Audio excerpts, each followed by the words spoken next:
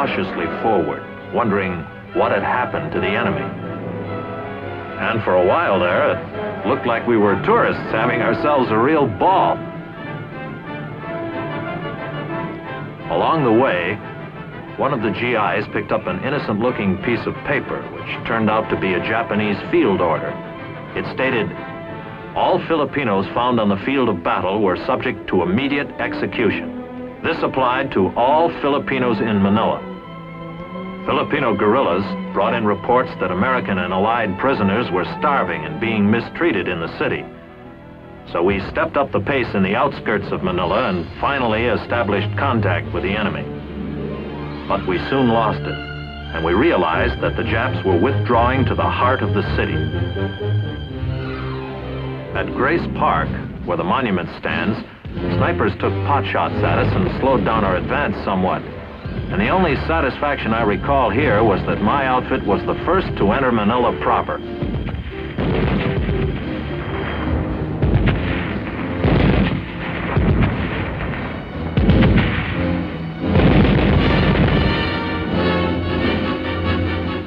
A fierce battle suddenly developed in, of all places, Rizal Stadium, Manila's baseball park.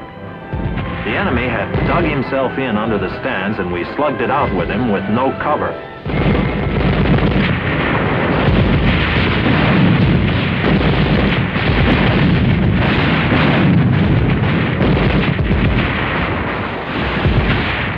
Rizal Stadium, a baseball park. No game today.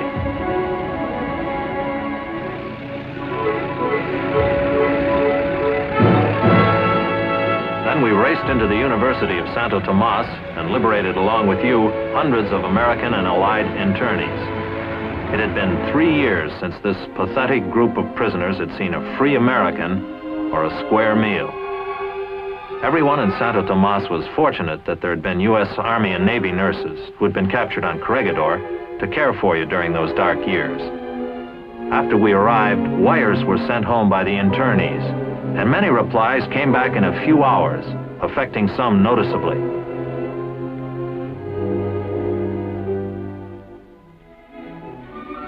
But for everyone, the liberation was a big celebration party.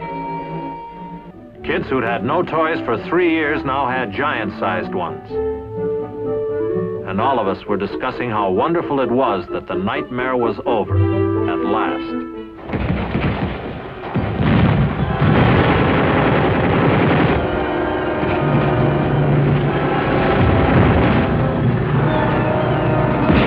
But the nightmare wasn't all over.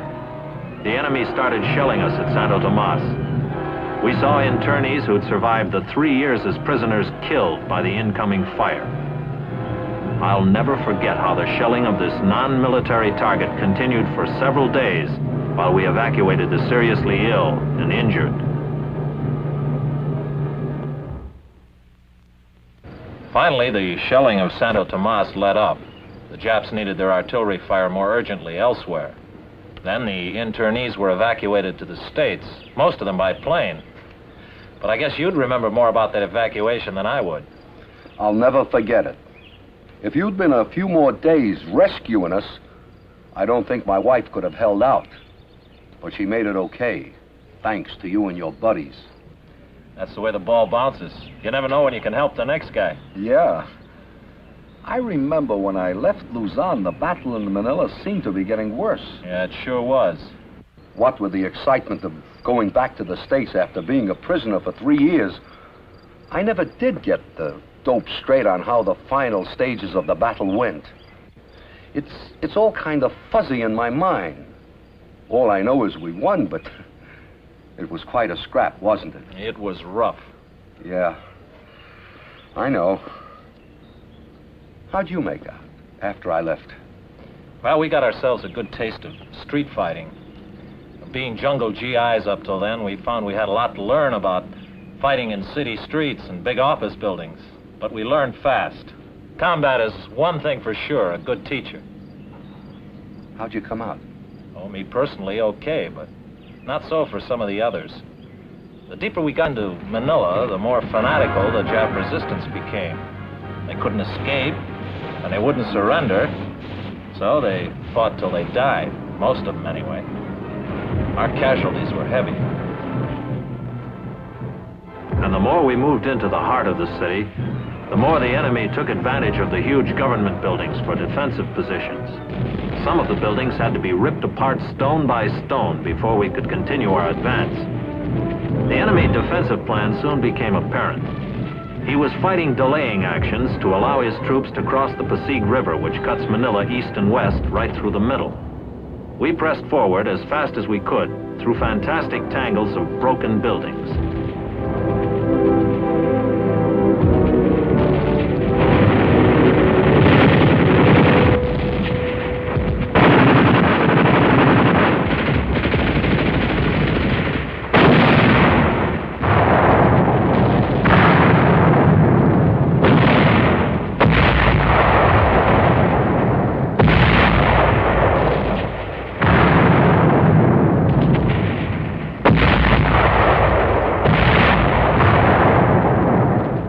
After each Jap unit crossed the Pasig River, a bridge was destroyed, leaving one less for us when we reached the river. Our troops found out the hard way just about all there is to know about street-to-street, building-to-building combat. And the more we learned, the faster we moved, denying the enemy the advantage of a leisurely withdrawal. Those Japs who couldn't pull back dug in and fought till they died.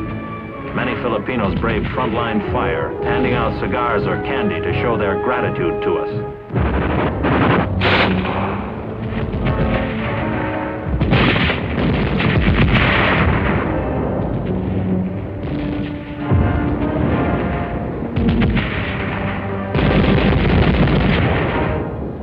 The enemy had orders from the Imperial High Command: hold Manila or burn it.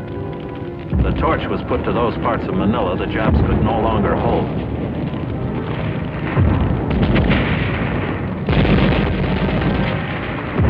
Barrels and drums of gasoline and motor oil were detonated by the Japs inside buildings from one end of Manila to the other. And through all of the inferno, the GIs kept up the initiative, carrying the attack forward toward the Pasig River.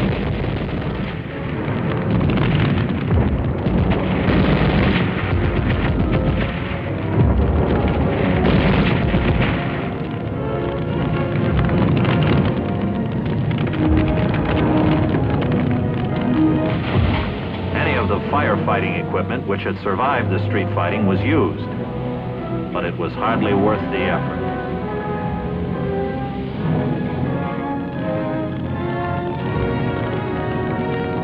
The fire gained momentum, burning city blocks at a time, consuming everything in its path that would burn, and it seemed to reach its peak of destruction at night.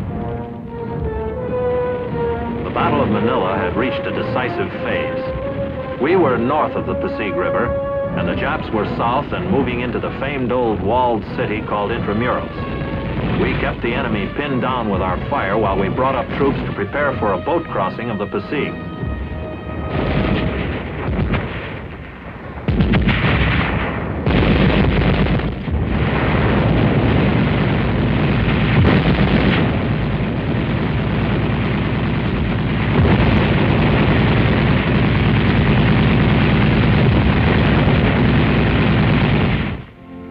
Several times we saw General MacArthur supervising the direction of battle. At one moment he gazed out across Manila Harbor at an island of rock called Corregidor. No doubt he recalled how the Japanese had attacked the Philippines in December 1941.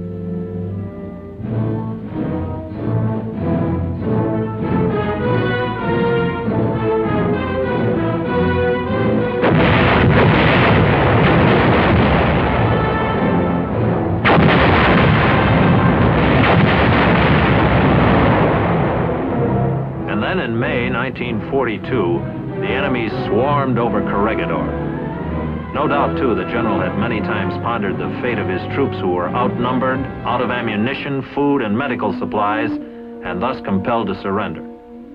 The tide of hope had reached its lowest ebb for Americans when General Jonathan Wainwright sat at the surrender table, and the American flag was lowered on Corregidor.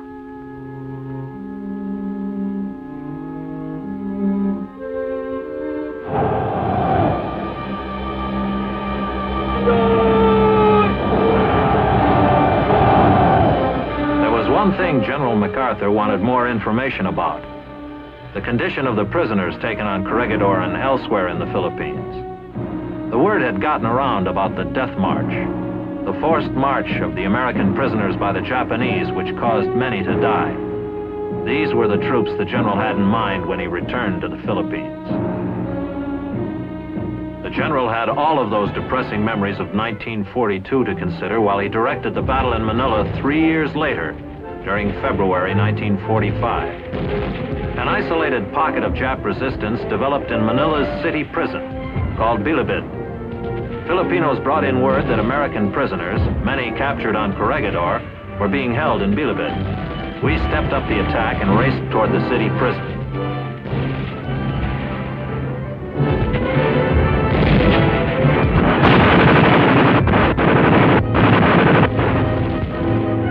Inside Bilibid, we wiped out the Japs and found the GI prisoners starved, abused, old beyond their years, but possessing an undaunted spirit. They lined up for chow with a 3-year appetite. These were young fighting men on Corregidor. Now they were no longer young, but they were alive.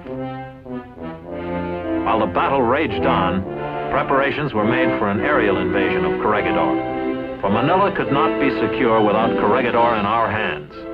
A parachute jump would be coordinated with an amphibious landing on the island fortress. Air Force and Navy pounded the rock while the troop carriers flew in the parachutists.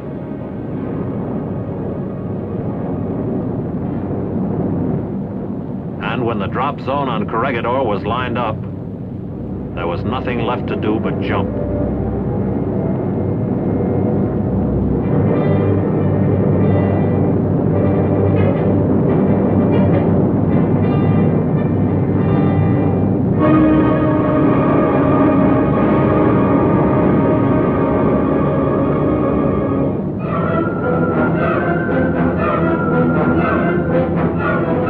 Supplies were dropped right where they were needed.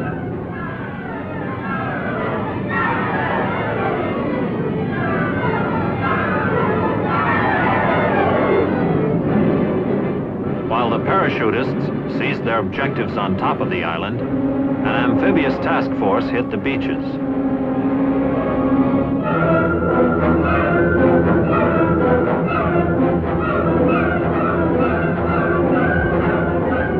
Another airdrop of supplies, for at first, everything was delivered by parachute.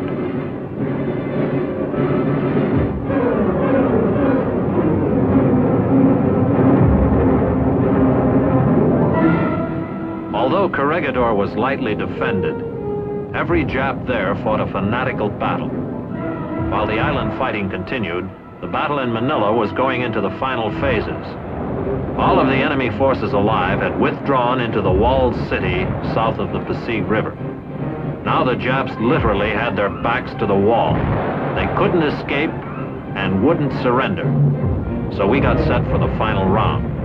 The plan, roughly, was to concentrate our artillery, mortar, and small arms fire on the enemy while we crossed the Pasig. Wire communications were strung to assure the closest coordination of overhead fire.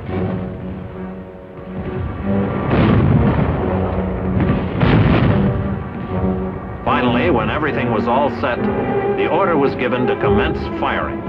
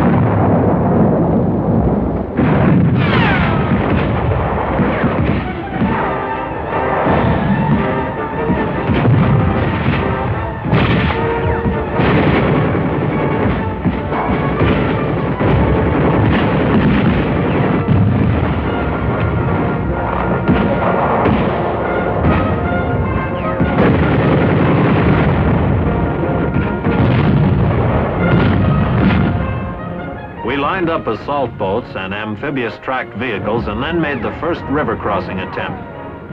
We had no way of knowing how successful our concentration of fire had been on the enemy in the walled city. But we found that they apparently were effective, since the only incoming fire on us was small arms.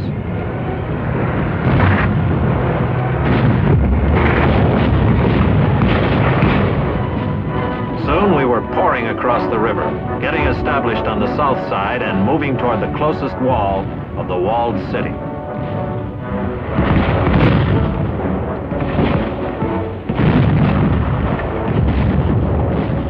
All of us knew by now that the toughest barrier of Manila was directly ahead, the 14-foot thick wall of Intramuros. And while we approached our objective, our artillery and tracked vehicles gave us direct fire support.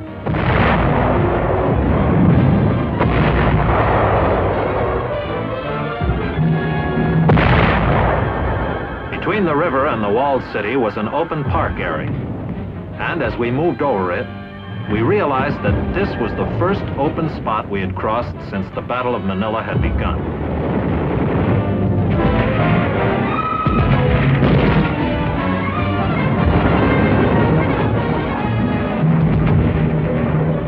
The closer we got to the walled city, the more we saw of the effectiveness of our artillery and mortar fire in softening up the enemy positions.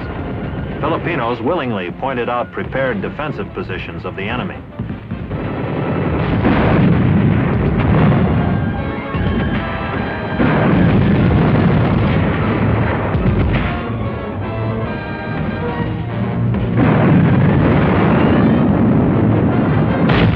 Finally, we reached the outside wall.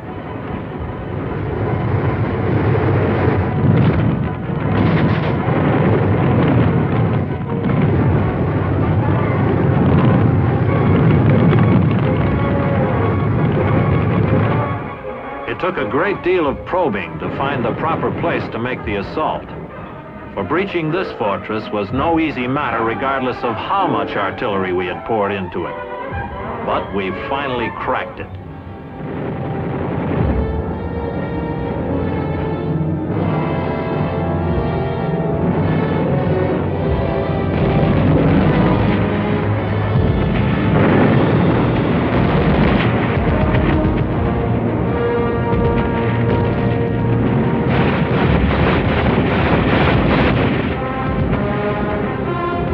Once inside Intramuros, the city within the walls, the battle was suddenly over. Only the rubble and chaos of combat remained. And among the debris, we found human wreckage.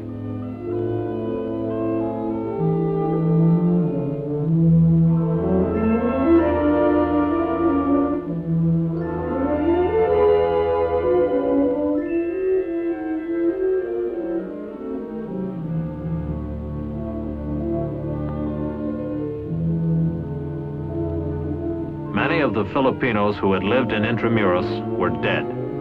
Those who somehow miraculously survived started a great mass exodus across the river to go anywhere.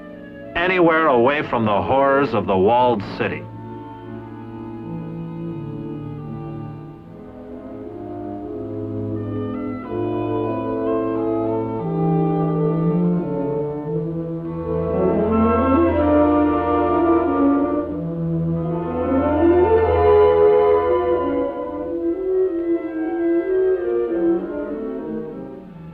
Although the fighting in Manila was over, there still was one more military action to be taken. A general had said he would return. He had. Now, with a flag-raising ceremony on Corregidor, the Battle of Manila was officially over.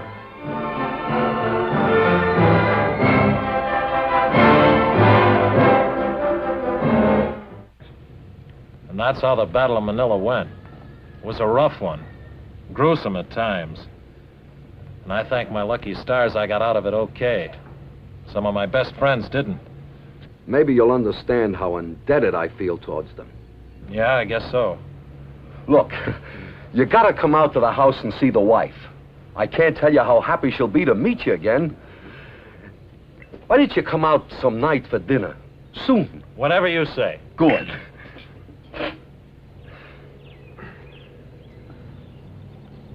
Looks like we've got some unfinished business here. Yeah, it sure does. Well, there's one way to finish it. But good.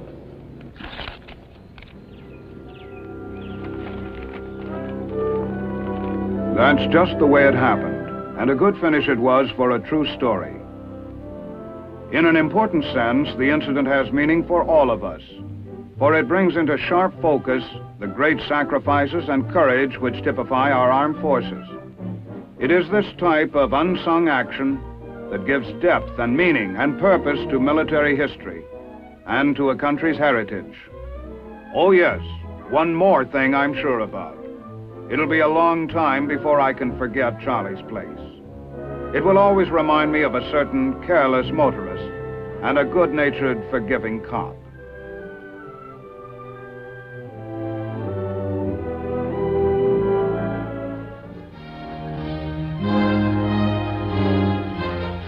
The Big Picture is an official report for the armed forces and the American people. Produced by the Army Pictorial Center. Presented by the Department of the Army in cooperation with this station.